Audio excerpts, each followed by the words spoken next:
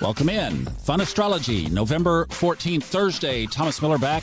And we've got a one thing that I am happy to announce is the Mars-Pluto square has released. Yes, Mars has moved on enough that square is gone. Yay! But we've got a couple of others that have appeared in its place. And one of those involves Jupiter. It's square Chiron. Chiron is an interesting little fellow. It's a comet.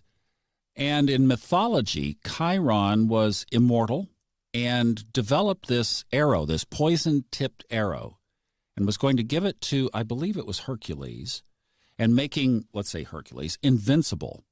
Because basically anybody who threatened him would get stuck with the poison arrow and die. But in the process, Chiron, the immortal, got stuck in the foot by one of his arrows, thus developing a wound that would not heal. And he retreated to a cave to try to heal his wound, could not. He didn't die, but his wound was always there. So that's the image of Chiron. It's the wound that doesn't heal. And that is square with Jupiter. Now, I think each one of us has to kind of figure out what our own unhealed wounds are. Some are obvious, some are not so much. We can look at the sign in the house where our Chiron shows up, and we can get more information on that for ourselves. And sometimes it's a blend. It might be more than one thing. But at least with this Jupiter square, that unhealed wound for you might make a little appearance. Or you might just spend a little bit of time reflecting on what that might be. Or if you're at a point where you're like, oh, I could tell you exactly what it is, then maybe start working on some steps around it and at least catch the Jupiter connection. I mean, at least the two energies are connected, even though it's a square. And that's where I believe personally that setting intentions and what we create can use that connected energy, but you can turn it around to a positive.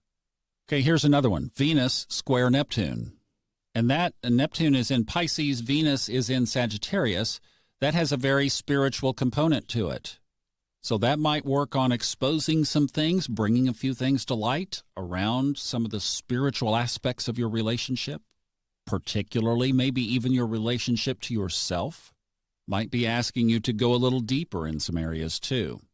And for today only, the moon is also square Neptune. So the moon is opposite Venus. That gives us a T-square. So those three are connected interchangeably today in a, going to work on some stuff. So the theme, I think, in the chart today would be around relationships. The moon is in Gemini, Neptune in Pisces, Venus in Sagittarius.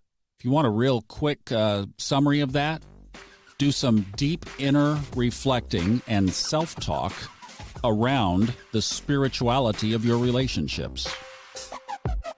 That'd keep you busy for a little while anyway. Have a great day. TGI Friday tomorrow. Have a good one.